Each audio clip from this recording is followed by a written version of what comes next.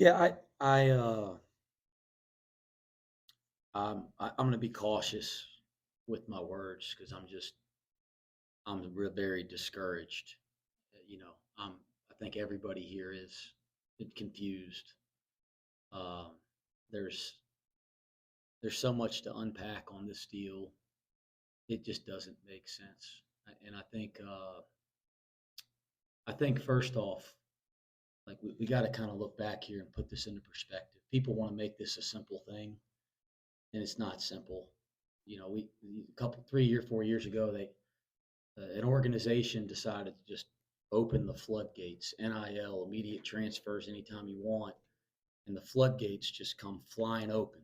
The toothpaste comes out of the tube, and everybody in college athletics, there's an organizing body, the NCAA, that allowed that to happen. Whether they were forced because they didn't, over a long period of time, address necessary changes that should have happened, but the body that was governing college athletics, that was in charge, let the toothpaste out of the tube. And there's a lot of reasons. That's a whole conversation in itself. And now people are going, we got to put the toothpaste back in the tube and restrict some of this in some possible way. So we decided that we wanted to restrict transfers. That's fine. I think most people support that. Most coaches support that. I have no issue with that. If we're going to restrict transfers, let's make it very clear. So we decide that we're going to restrict transfers, and we come out with a set of guidelines, and we say that there are three types of waivers that are ways that you can transfer a second time. That same organization, the NCAA, that we got in, that was overseeing us when the toothpaste came out of the tube, came out and created a situation now in a process where there's waivers. I think it's a really, really good question that I wish people in the media would start asking. Why are there waivers? Why do we have them? I'm curious to answer to that question. It'd be a lot clearer if they just came out and said there are no two-time transfers, no exceptions. I've actually heard that the people in the room making the decision didn't want waivers. So somebody needs to figure out why we have them. But if we're going to create waivers and we're going to create guidelines for a process, and kids and universities and coaches and teams are going to make decisions based on those guidelines, then we have to follow through on them. Because right now, I'm trying to understand the purpose of Aziz and Jamil not playing. And the only thing that I can make sense of is the NCAA doesn't want to have mental health waivers. So they're going to deny all of them so that now nobody will try this again. If we don't want waivers, we shouldn't have waivers. And that, in my opinion, is totally wrong and unfair. It's unfair. It's wrong because I'd love to have some restrictions on transfers. I'd love that. That'd be great. Okay, that would help college basketball, in my opinion. But let me make this very, very clear. I'm not okay with using my guys as examples for the next people that are transferring. I'm not okay with sacrificing our kids. And I do believe that's what's happening. We're sacrificing this round of kids for the future. And that is wrong. It is wrong. It isn't about whether we should or shouldn't have second time transfers. It's about we have a process, we have guidelines, people make life decisions based on those guidelines. And now they are confused. And let's think, in their time in college athletics, they've been allowed to transfer whenever they want. Who allowed that? And now they're told, well, you can transfer, but you got to meet these guidelines. Well, I meet those guidelines. Not just I think I do. I've consulted with a lawyer. Like, I've looked into it. And now to go into the season, not hear anything. I mean, it's confusing.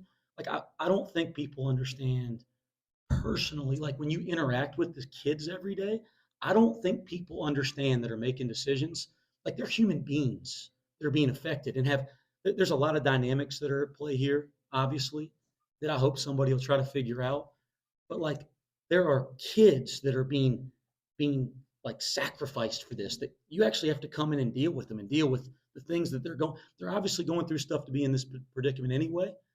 Now it's like 3 or 4 times harder. And it is like totally unfair and discouraging.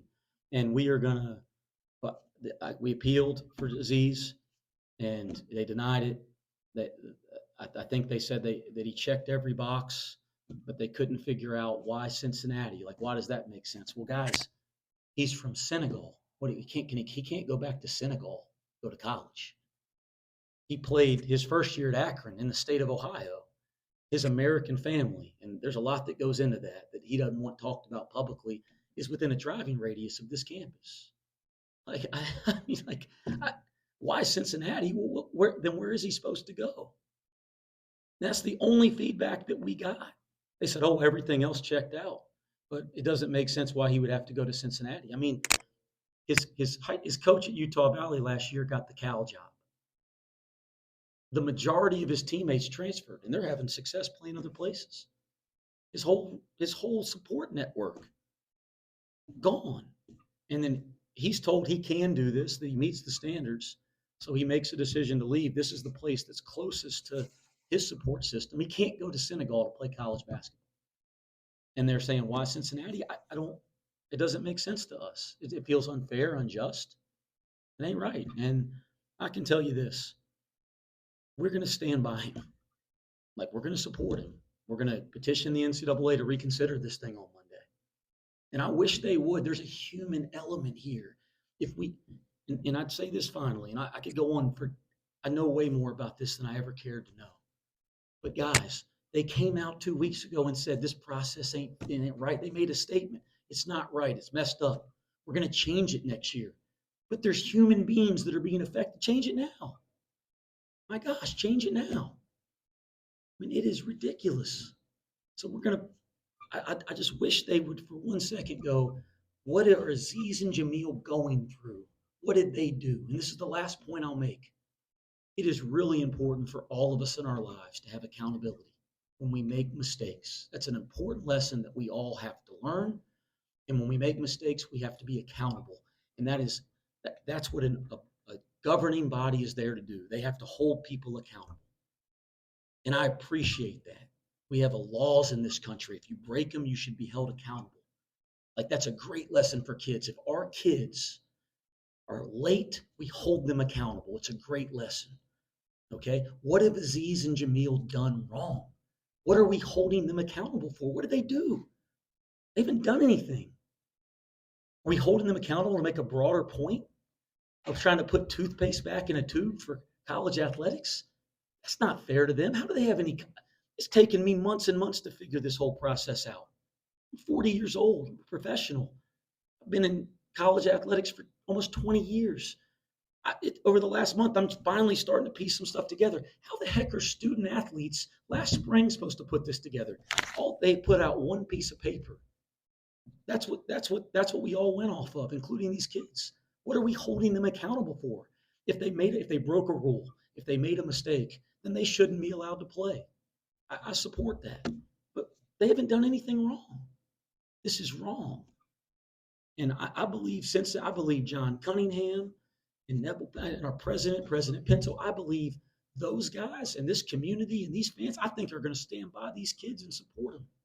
Because I think anybody that really looks at this goes, this isn't fair to young people. And you're dang right, it ain't fair to our team. It ain't fair to our coaching staff. It ain't fair to our fans.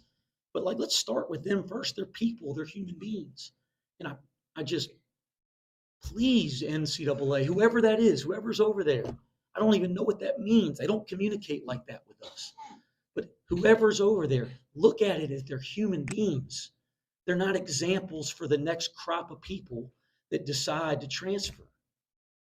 And I think if they look at it like that and go by the guidelines they set out in the spring, I believe those two be on the court tomorrow. So I wish we start asking the questions: why do we even have waivers? And what were the guidelines for those waivers? And why wouldn't we just clear the people that meet them? And I'll leave it at that. Thank you.